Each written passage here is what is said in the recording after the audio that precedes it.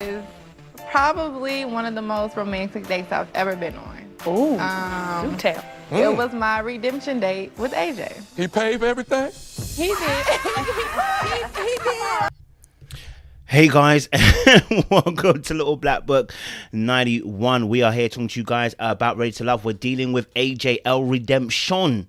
Yes, he recovers to reclaim Kyra on the date that they had. And I want to break down some of the behaviors because there was some really key conversation that was had between Kyra and also as well AJ, which was talking about independence versus interdependence due to the way he was grown, he's been reared up in his childhood. And we're going to break some of that stuff down. If you're a person who's finds himself struggling to be interdependent, we'll break it down for you what that actually means, and independent. We want you to kind of like learn something from this particular video as well. Make sure you like, share, subscribe, click on the bell button for notification of up loads. We appreciate you. Stay locked and stay loaded.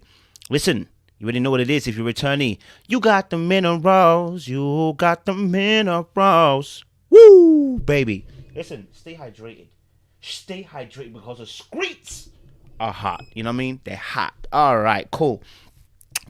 Let's talk about it. So we had AJ and Kyra go on a date, the L Redemption date, where they, managed to, do a do-over. Okay, on the last situation. And the reason why it's a do-over is because the last time they went on a date, he didn't pay, he then gaslit her and then tried to flip it onto her as a mistake, right? And which we found out because she then said he's El Cheapo, blah blah, etc, right? Which even Tommy makes a joke at the very end, which you just saw. Now, what's really interesting about this particular day is the conversational pieces around communication and interdependence and independence. Now, I think I don't know if I've done a video on this. What you're going to see is AJ, a male perspective of independence versus interdependence and how it can put pressure on your relationship. When women become independent and not interdependent within a relationship, oftentimes what happens, the relationship also falters. The reason being is because independent means I have no need of you. And in relationships, both male and females need to feel needed.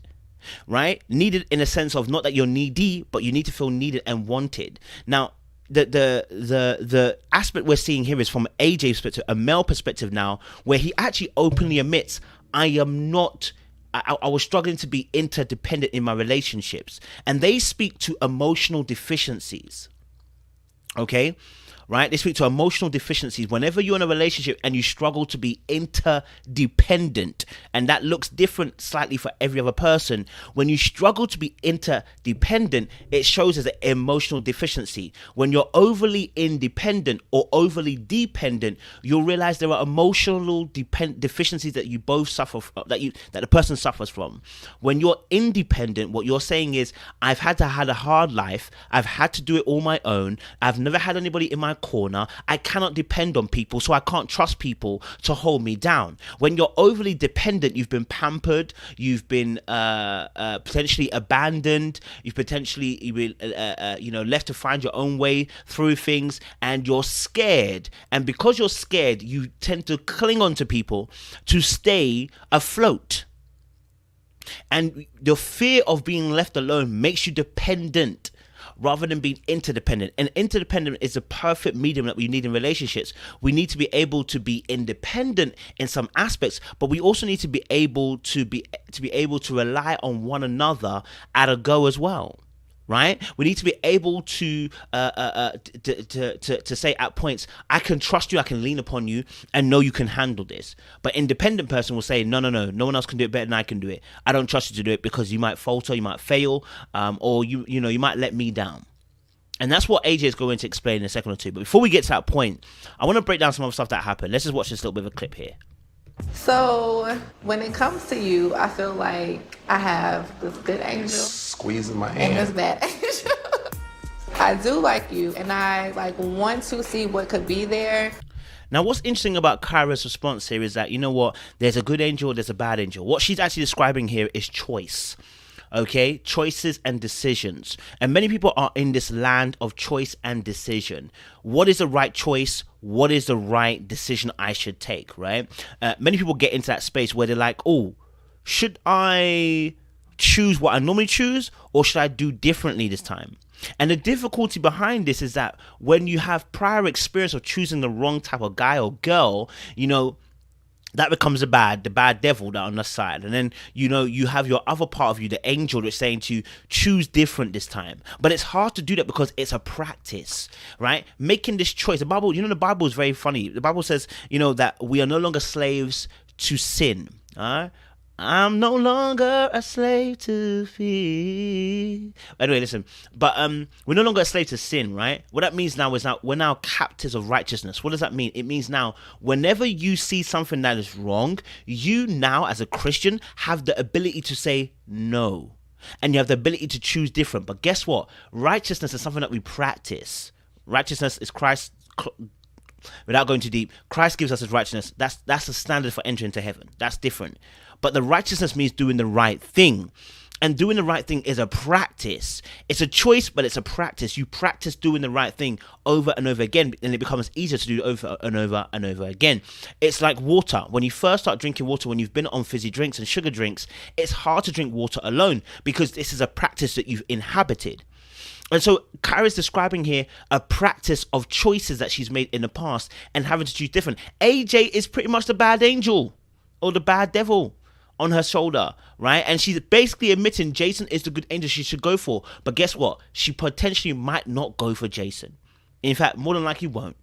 But she lacks a little bit of a game, and that's understandable. I understand it's the game, all right? Because, she thinks of AJ as a wild card. Look what she says. But I think you are more of a wild card. Maybe that's what it is. You're more of a wild card.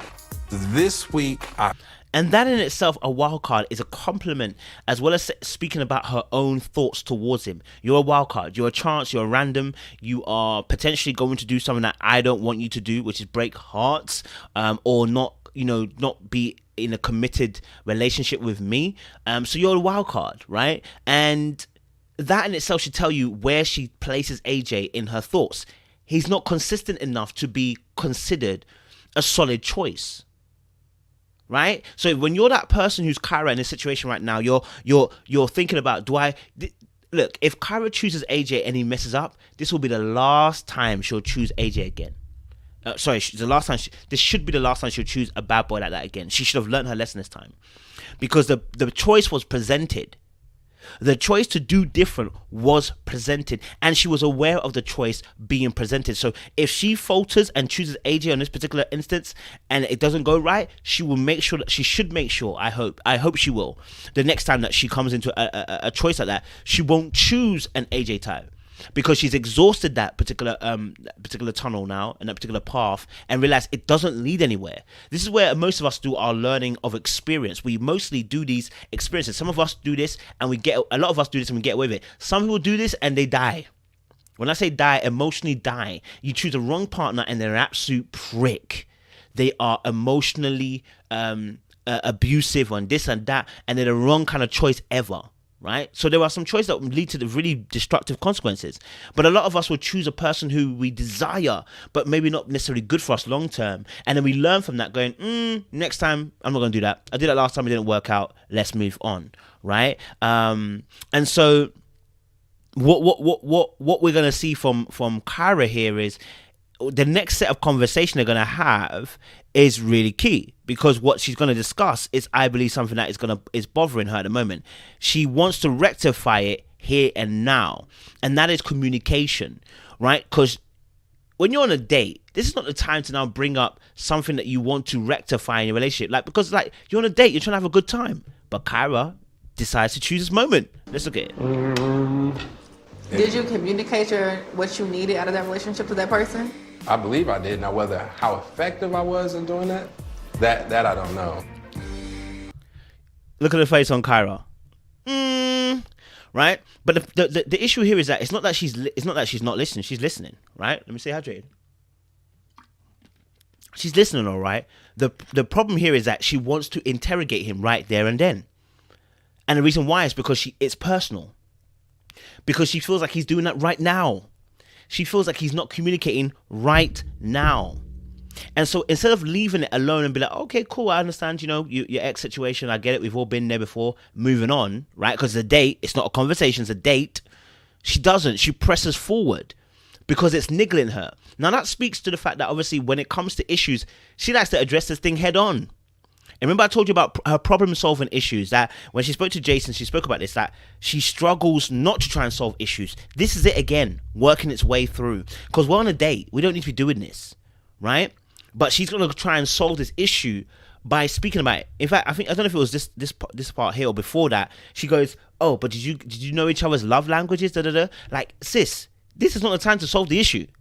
Do you see what I'm saying about solving issues? You choose the wrong, and we all have our own hang-ups. Like for myself, as you know, being in the area of helping therapeutically with people and the relationships, sometimes I can go into a spin of trying to be the listening ear, and the person doesn't need me to be that kind of therapeutic listening ear. Do you know what I mean? But because of that's your nature, you end up doing those kind of things, right? It's about finding the balance. Let's just watch it. She's not convinced. Look, It's hard for them to trust things that people say.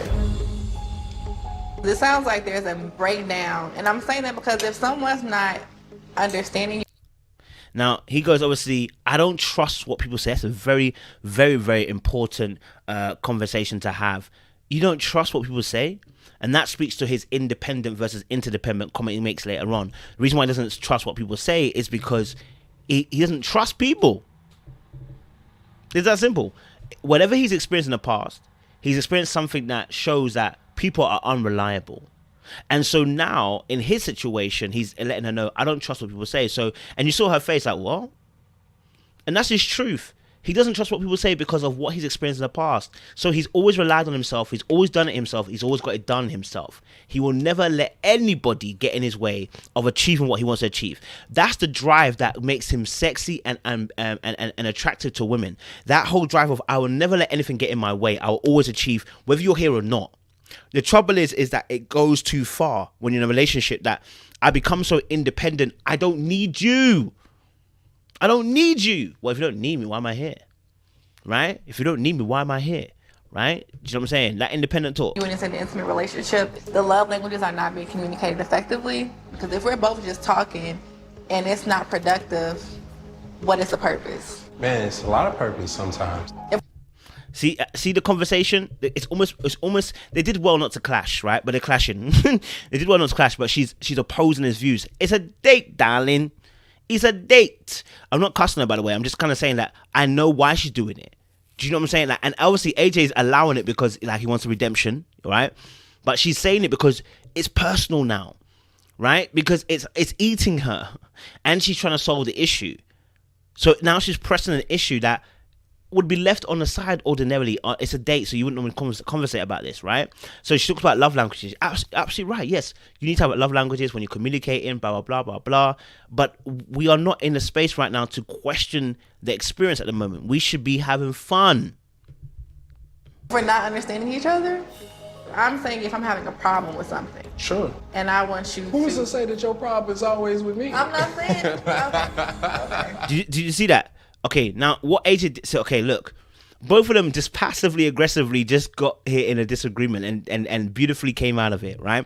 So when she was saying, obviously, that, you know, that's what I'm trying to say, like, you know, if I have an it, and she, see how she switches the language now. It's gone from, oh, you were communicating, to, if now I have a problem, because that's where she wanted to come to in the end. If now I have a problem, I'm trying to explain, if I have a problem in communication, and then he senses the switch, so then he goes, I'm going to go into defensive mode. Okay, but how do you know the problem will be me?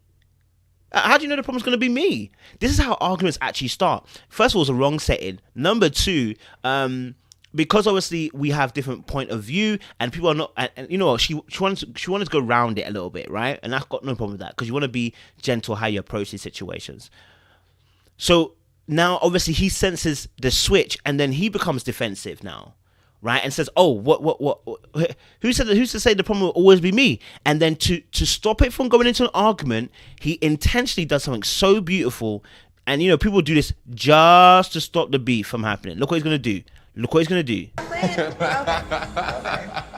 He grabs her hand. He's laughing, and that quells the beef. Now, if you've watched my channels long enough, I've told you about this. Whenever you want to stop an argument, whenever you want to stop something from heating up, women do this oftentimes more than men, right? Because of how men are, right? Women will use their body to calm the situation down, right? So like, obviously, if you're, and I'm talking about your man that is not aggressive, please. We're not talking about men who are going to beat you. Those people you don't do any tactics. You just need to give yourself distance. But we're talking about your man that you love and you care, right? And you're getting into a debate and an argument. It's getting heated and it's getting a bit tough, right? And I've said in previous videos, how you calm that down is using your body, right? So now when he's getting a little bit irate, what you do is you kind of reach over to his arm. It's like, babe, look, I think it's getting a bit heated. Sorry. I know it's getting, I'm so sorry. I know we're talking. I know your expressions are, but it's getting a bit heated. And I think I'm kind of losing your point a little bit. And I want to be able to hear you. Can we like sit down and just like have a conversation about this? Now, as she's grabbed his hand and said, can we sit down and da-da-da, what he realizes, he comes back into his body. He comes back into his body and realizes, okay, cool. Yeah, it was going to get hyped in a second. Let me calm down. Right? So when the woman uses her body or like hugs him or da-da-da, it stops the flow of the anger. It stops the flow of the aggression. Right? It's the of the energy that was coming. And that's what AJ does here. He uses it against Kyra by then grabbing her hand. And look what she does. She can't now argue. Look at her face. She knows what she knows. This is what women do to men all the time. But look what he's done to her. She's nothing she can do about it now. Now she can't go in the same fluidity because he stopped the flow. It was a smart move. Like before it got to a beef, he started laughing and he reached out his hand and it reset the whole conversation. Yeah, let's watch a little more. Okay. I feel like my communication with AJ is stifled. I don't know what it is, but there's something when we're together that just is like this. And that is the issue that she's having. So that's why this conversation now has gone from your communication and her trying to press more to find out about his communication now. It's because you feel like you're having those issues with him right now. And you're trying to solve that issue right now. Let me just get some water. And that's why there's an issue at the moment. That's why there's a blockage, because you know she's trying to solve that issue literally right now, and he's like no, I don't want to go too deep with that right now, bro. Do you know what I'm saying? And the defensiveness comes out, right? But we're gonna go a bit further and just see what the discussion was, because I think when he admits about childhood, I think that's a key part of conversation. Let's just have a little read this. I had a lot of autonomy early. Mm-hmm. And I was like independent, and my family is kind of like that too, where you got to figure stuff out on your own. So whenever you're a child and you have to figure stuff on your own, I kind of identify with AJ here because it's the same here as well. And you have to figure stuff on your own. You become very dependent and very prideful actually as well sometimes, that you can do everything on your own because you've had to do everything on your own, right? And you have to almost unlearn that you need help. It's a struggle. I'll be honest with you. It's a struggle because you've developed a whole system of way of thinking about, hey, if I don't do it, it don't get done. And if I don't do it, ain't nobody else going to do it for me. Right? And these start with very little things as a kid, you know, having to, you know, find your way to save money or get money, find your way to go to school. You know, you don't get dropped off, you don't get picked up, you know, you find your own way home. You know, you become independent from so young. You cook your own food from a young age. You know, you cook for the rest of your brothers and sisters. Those are things that begin to grow independence, but then you become so independent, it's hard to be interdependent. Right? So that now makes sense why he finds it hard to trust what people say, because maybe what he's experienced in the past, people saying things and not doing them to his standard. All right? Right? So let's listen a bit more what he says.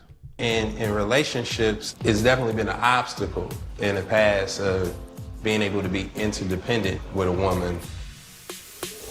Kyra's not impressed by that, but actually he's shelled out some really major information there. And she can use that to her advantage by actually having a real good conversation next time and go a bit deeper into say, what did you mean by like not being interdependent or independent? I know last time you said that, and I kind of caught it, but I wasn't sure what you actually meant by that. And that then drives the person to talk more, because obviously he needs to be opened up. Clearly, he's not a person that opens up so easily.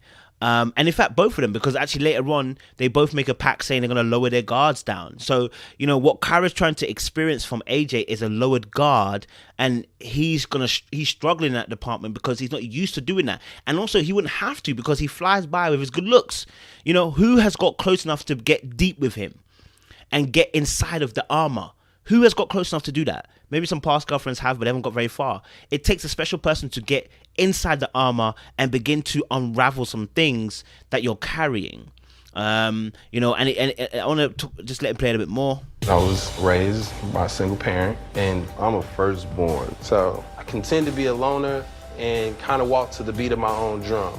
Now that's interesting because she called him a wild card earlier on, and now we're seeing a wild side to him, which is that, yes, he says, I go to the own beat of my drum, and I can identify this. I go to my own beat of my drum too. I don't like rules. I don't like regulations. I don't like when people tell you how you have to do something, right? We'll always find ourselves in rebellious positions because we are independent, not interdependent, or we're not dependent in a sense, right? Right? These are your Sigma type of males. Sigma males, okay, oftentimes break all the rules, which makes sense now that AJ isn't the person who is alpha. I didn't think he was Sigma at the time, and I'm still trying to decide whether he is.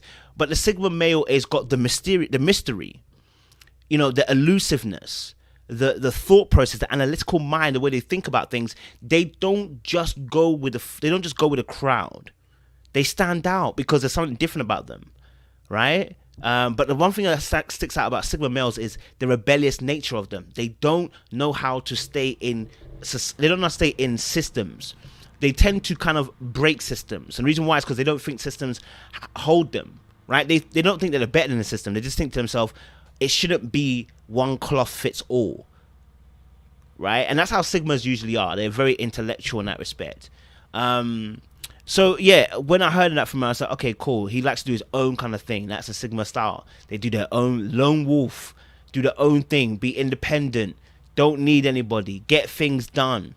It creates a mystery because there's always a wall there. There's always intrigue there because there's always something that you don't know about them. There's always an elusiveness to them. So maybe that's AJ, you know what I'm saying? Maybe. You know what I mean?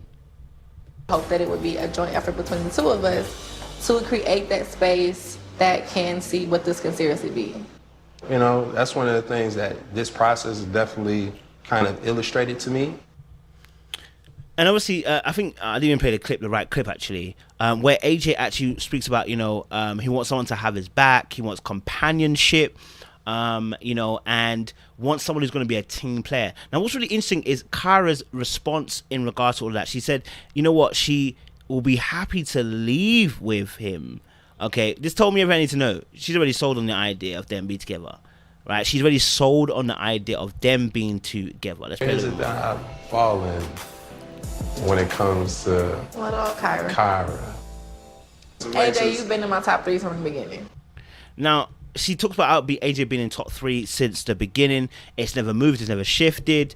That's because she's never stopped liking him, which is very true. I told you this.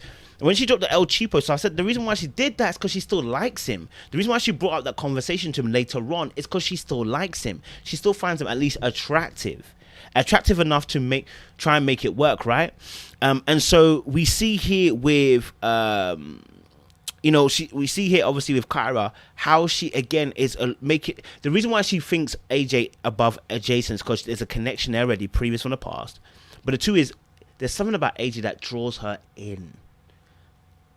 The way he's independent, where she sees as Jason may be a little bit more dependent upon her, and that independent is far more sexier for her or attractive for her than as Jason's dependent type of energy. Not saying that he's dependent, but the more dependent type of energy towards her as well, right? But she makes it very, very clear AJ's the one. I'm just going to say it straight. Okay, all right. You stayed someone that I really do see, that I could see myself leaving this experience and being like, no, like, we're ready for love with each other. I am very hopeful about AJ. So she can really see herself, like, you know, leaving this experience with someone like AJ. That's the game done. That's the game done. If I'm the guy at the other end, I'm like, okay, this girl definitely wants me, bro. I don't, there's not much I have to do, bro. Just stay clean, stay right, and I'm done. And that's not a beef either, because if he genuinely likes her, cool, not a beef. It's just whether he really wants her or whether he wants her for the show. And that's the truth. Does she really want him, or does she really want him for the show? Does she really want him, or does she want to prove to herself that she can get him? That's another conversation. But yeah, I mean, it's very interesting. If you're someone who's independent, I want to let you know, listen, there's some work you're going to have to do, some emotional work you're going to have to do, which is around learning how to trust people. Okay, trust people. It's not everyone you have to trust, but you have to learn how to trust people, because you have to stop being independent in a relationship. It pushes the partner away. It pushes a partner away. You have to learn how to be interdependent, meaning I learn to lean upon you. Lean on me when you're not strong. I'll be your friend. Like, do you know what I mean? You need that ability to be able to lean on somebody else as well. So, yeah, guys, make sure you like, subscribe, click on the bell button for notifications up. Lows, we appreciate you. Stay locked and stay loaded. We will see you again soon. Stay hydrated.